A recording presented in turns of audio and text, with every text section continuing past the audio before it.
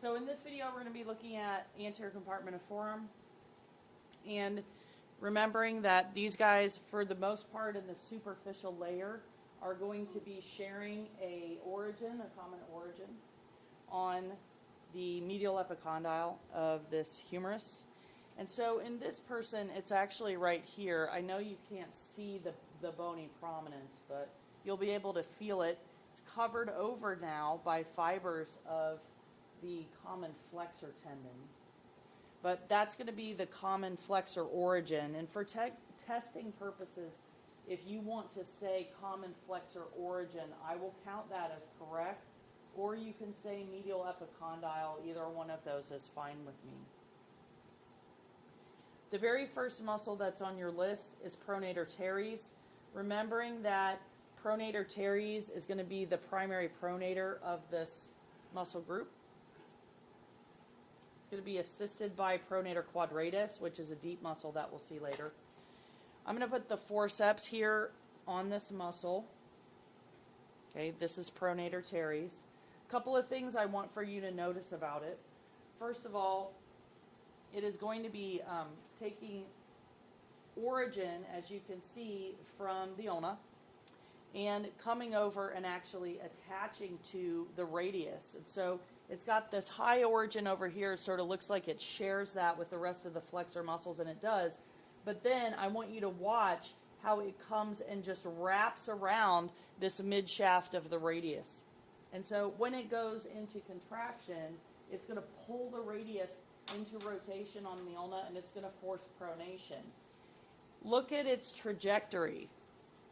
Okay, it doesn't look like it's heading down towards the wrist like all of these other tendons are doing. And that's one of the ways that you can differentiate it, because it does sit in the same plane as the other muscles that we're going to be talking about, and it does share their origin. So you need to be looking at where the muscle fibers are going. These are directed over towards the radius, and then they stop. They're not coming down towards the wrist like other ones. The next one that we've got is flexor carpi radialis. Remember, this is also sharing that common flexor tendon. And like most of these, it's got this big muscle belly that's going to taper gradually into this long tendon. Remember, this is going to be attaching to the base of the second metacarpal because it has action on the wrist. So it's going to be pulling the wrist into flexion. And it's also going to be responsible for a radial deviation. This is that muscle here. So this is flexor carpi radialis. Right beside that, you can see this little tendon. Okay, this is palmaris longus. It's going to be just adjacent to flexor carpi radialis.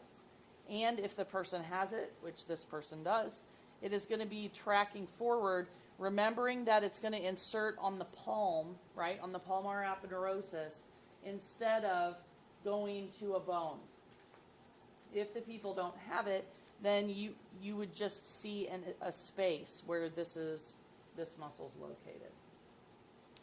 Then we're going to keep moving over towards the ulna, and this is flexor carpi ulnaris. Flexor carpi ulnaris. You can see we're on pinky side here, so over by the ulna. This is going to be, again, sharing that attachment, the common flexor tendon, and then also moving forward to the base of the fifth metacarpal, because it also has action. It will do ulnar deviation. You can't see this well, but here's the ulna. Can you hear it? It's right here. So remember, that's our boundary. Once we get to that, we stop. And so those are the muscles that we're going to see that are the most superficial here.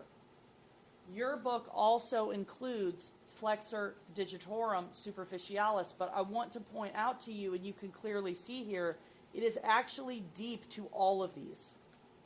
So if I thread the forceps through these tendons, if I can get it to go, I want for you to know, thanks, her finger's helping. Look at, the superficialis has not even been seen yet.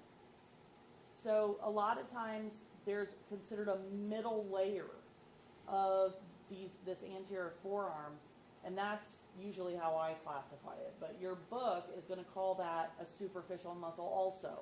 So you just need to be aware, in order to see it, you have to move these other tendons out of the way. And when you do that, you can see flexor digitorum superficialis. Now, this is not dissected onto the hand, but we will show you that on the other side. And you can begin to see the separation of these different tendons. Remembering there's going to be 4 different tendons because there's one that goes to each of the digits 2 through 5. So here's one, here's the second muscle belly, here's a third one, and then the 4th one is also rolled into that.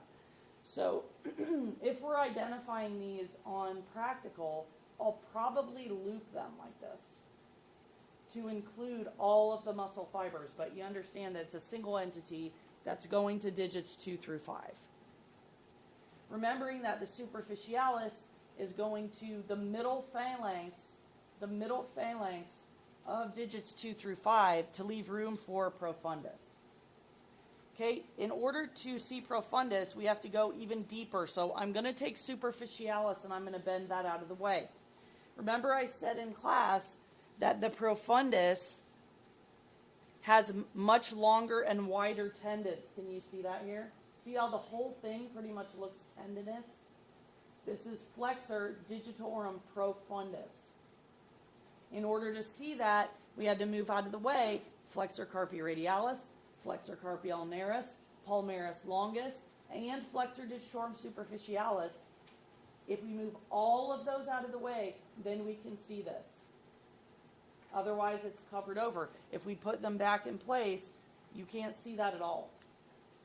Okay, so again, a lot of times I consider this a middle layer. Your book classifies that as deep, but you need to have an understanding that we've got multi-layered muscles here because they're all kind of crammed into the small area. The profundus is going to make attachment to the distal phalanx of digits 2 through 5, and both of these are performing digital flexion. The deepest muscle by far of this compartment is also distal. So we're going to move these things out of the way, and we're going to go as close to the wrist as we can. This muscle is pronator quadratus, and I'm going to put the forceps on it right here. I know it's a little bit difficult to see in this view. If you go any deeper, you will actually see interosseous membrane, which is this white right here. This is interosseous membrane.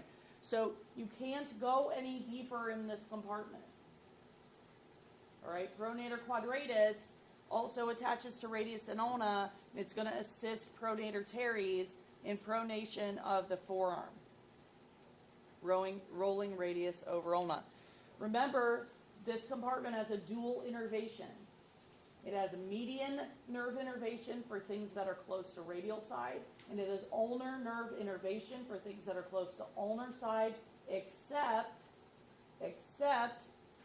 for flexor digitorum profundus, which has a dual innervation. It's innervation from them both. So put a star by that because it has dual innervation.